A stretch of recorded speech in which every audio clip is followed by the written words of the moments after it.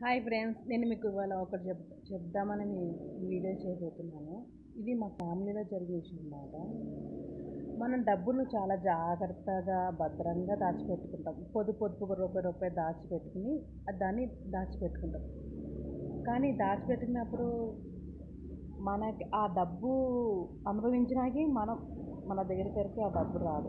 మనం ఆ డబ్బును అనుభవించలేం. వేరేవాడో వస్తాడు అనుభవించడానికి. మనం ఆ డబ్బును చాలా జాగ్రత్తగా దాచిపెడతాం. మనకు ఆఖరికి ఫీవర్ వచ్చినా, ఎటువంటి పెద్ద పెద్ద రోగాలు వచ్చినా, హాస్పిటల్‌కి డబ్బులు పెడదామన్నా ఆ డబ్బును తీయలేం. అంత జాగ్రత్తగా దాచిపెడతాము. ఆ డబ్బును అనుభవించడానికి వేరేవాడు ఎవడో వస్తాడు. మన దగ్గర డబ్బు లేనప్పుడు మన ఫ్రెండ్స్ కానీ, ఫ్యామిలీ మెంబర్స్‌కి ఎవరినైనా ఫోన్ కాల్ చేసి, మెసేజ్ పెట్టి ఏదైనా మనీ ఇవ్వండి అంటే ఎవ్వడు ఇవ్వడు. అప్పుడు తెలుస్తుంది మనిషి విలువ అని. డబ్బుని జాగ్రత్తగా దాచిపెట్టుకోండి, తప్పు కాదు.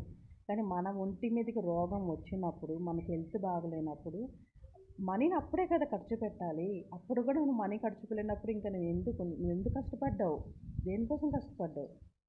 ప్లీజ్. ఇది మా ఫ్యామిలీలో ఒకటి జరిగిందన్నమాట. అందుకే చెప్తున్నాను.